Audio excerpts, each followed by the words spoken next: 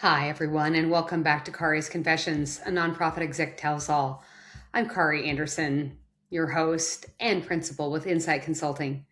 My podcast explores the tools and strategies that help nonprofit leaders grow their impact and build resilient organizations.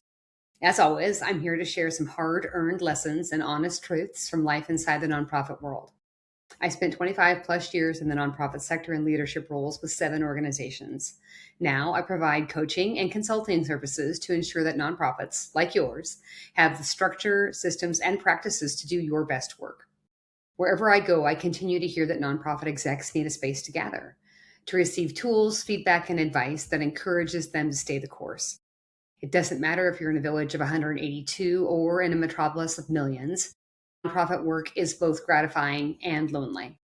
I'm here to make sure that you have a chance to breathe, laugh, smirk, and get excited again about the important work that you do. So, today we're going to talk about having a smarter digital footprint. If you're running a nonprofit, you've probably had this moment. You open your laptop to quickly post something, just a simple update, and suddenly it's 2 hours later. You're still tweaking a Canva graphic, rewriting a caption, second guessing the hashtags, and quietly wondering if the algorithm is punishing you for existing. Meanwhile, the work that actually moves your mission forward is still waiting. Donor follow up, a board conversation you've been putting off, a revenue plan that needs real numbers, not just hope. If that sounds familiar, you are not alone. Nonprofit life is messy, it's chaotic, and no one hands you a clean step-by-step playbook. But here's the good news. You don't have to work harder to build a strong digital presence. You need to work smarter with a strategy that protects your time, supports your people, and actually strengthens revenue. That's what we're diving into today. So, I refer to social media as the hidden trap. Let me give you an example and some truths that might feel a little uncomfortable. More content is not a strategy, but it feels like one, doesn't it?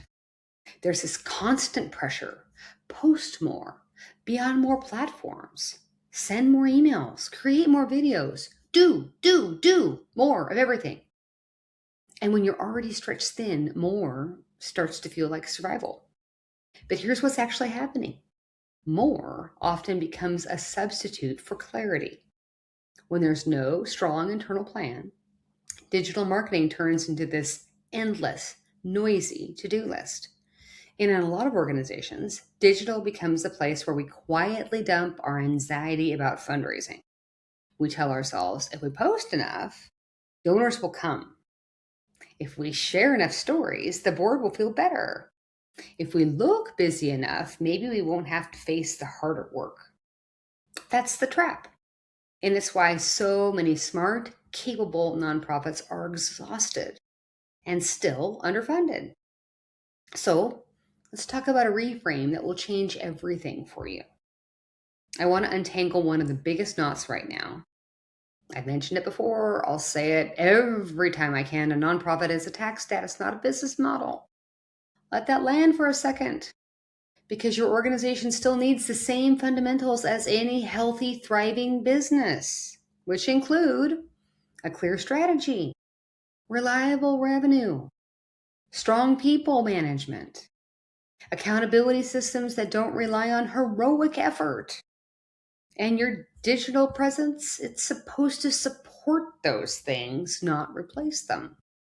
If your online work isn't helping you to build relationships, grow revenue, or strengthen trust, it's probably just making you tired. Heck, it's exhausting talking about it. So I want you to rethink digital and really start considering it a relationship tool. Here's where I'd like you to shift your perspective. When nonprofits overwork online, it's usually because they're treating digital like a performance instead of a relationship. Your website, your emails, your social media, they're not there to prove you're busy. They're there to help the right people take the next step with you. That's it.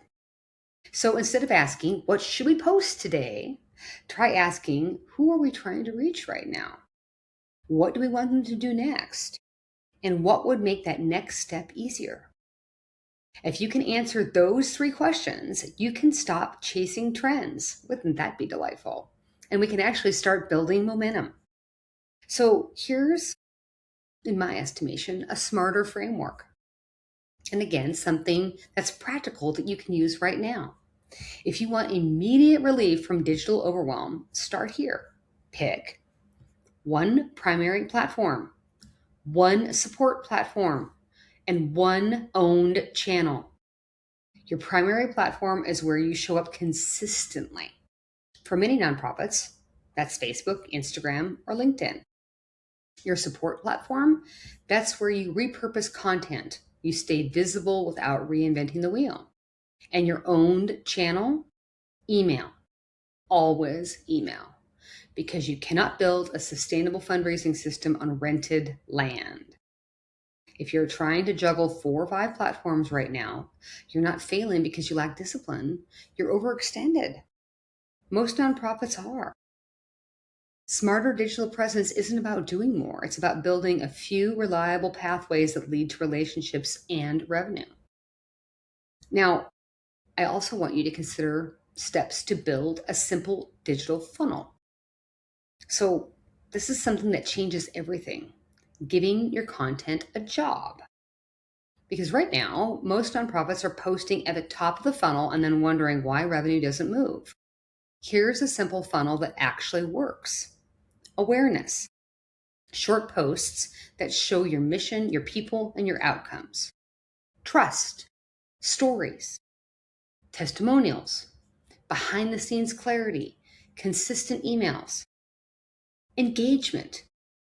Small invitations. Attend, reply, volunteer, share. Giving. A clear ask with a clear reason tied to real impact. Stewardship. Gratitude. Updates. Follow-up. Making donors feel seen. That's it. Let me repeat the ingredients in the funnel again. Awareness. Trust. Engagement. Giving. Stewardship. It doesn't have to be complicated. It just has to be intentional. So let's talk a little about content that actually works. Here's another piece of good news. You don't need endless new ideas. You need a small set of content types that you can rotate. Here are 7 that consistently work. A story of impact. A why this matters most post. A behind the scenes credibility post. A donor facing win. Because of you. An invitation. A leadership point of view. A clear ask. If you rotate these consistently, you'll stop scrambling and you'll stop feeling like you need to go viral to survive. So, a tried and true statement, systems beat hustle. So let's talk about the real game changer. It's systems. Because if your digital presence depends on you having energy at the end of a long day, that is not a strategy, friends. That is a gamble, and it's not a good one. Here's a simple system, a 2-week content engine.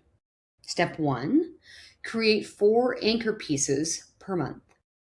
A donor email, a story or blog post, a leadership update, a program spotlight. Step 2, repurpose each one into 5 to 7 smaller pieces. From one story, you can get social posts, a short video, a photo caption, a stat graphic, and an invitation. Step 3, batch it. 1 session to draft, 1 session to schedule. This is how you reduce friction. This is how you protect your team. And yes, tools can help, but the tool isn't the system. The system is the system. So, in my estimation, the real issue here is people, not marketing. Here's something we don't talk about enough. Digital overwork is often a people issue, wearing a marketing costume. You might recognize some of these patterns. The executive director is the default content creator. Staff aren't clear on roles. The board wants more visibility but hasn't agreed on messaging. Everyone's avoiding hard conversations. And so everything becomes urgent. Everything becomes reactive. Everything becomes exhausting. The real solution? Not post more. It's clarifying decision making, setting realistic expectations, assigning clear roles, building accountability that feels supportive, creating alignment across your organizations. Healthy nonprofits don't run on guilt, they run on clarity. So, another wish that I have for all of you is the ability for you to align digital with revenue. So, let's bring this back to fundraising, a favorite topic for those of you that know me. Because sustainable fundraising requires systems, relationships, alignment. Your digital presence should support a real revenue plan. That includes annual giving strategy, major gift work, grant readiness, campaign planning, communication that matches donor motivation. Here's a quick gut check. If someone asked you, how does your weekly posting connect to revenue this quarter? Could you answer clearly? If not, that's not failure. That's just a sign you need an alignment. So here are 3 non-negotiables. If you take nothing else from today, take these 3 things. 1 message your whole organization can repeat, not a slogan, cleared, shared understanding of your impact. Number 2, 1 simple content approval path. Decide who drafts, who reviews, what good enough means, and stick to it. And number 3, 1 monthly meeting, connecting marketing to revenue, 30 minutes. Look at what you sent, what worked, what gifts came in, what's next. This builds calm momentum and accountability that actually feels good. So things are going to get messy, folks, right? We're in the business of people. Let's be real, nonprofits go through messy seasons. And when that happens, a lot of organizations go quiet because it feels safer. But silence creates uncertainty, and uncertainty kills trust. You don't need to overshare, but you do need to stay steady. In messy seasons, share what remains true. Highlight your work. Invite supporters into next steps. Keep stewardship strong. Consistency builds trust even when things aren't perfect. So, as we close out today, I want you to choose relief over hustle. Let's end here. You do not need to earn rest by finishing the internet. You need a plan that matches your capacity, protects your staff, helps your board lead well, connects communication to real fundraising. If you're tired of overworking and still feeling behind, you are not alone. This sector is chaotic, and it is easy to think everyone else has it all figured out. Heads up, they do not. What they have most of the time when things are working is clarity, systems, accountability, and support. So here's your next step. Start small. Pick 1 platform. You heard me, 1. Commit to 1 donor email per month. Tie your content to 1 real relationship goal each week. That's it. And if you're ready, invite support into the room because the work gets lighter when you stop carrying it alone. Thanks for joining me today for Kari's Confessions, a nonprofit exec tells all. If you found this episode helpful, share it with a colleague or board member. Please make sure to follow me on your favorite streaming platforms. And for additional resources and tools, follow me on LinkedIn. You can also check out my website at inciteconsultinggroup.com. Until next time, have a great week.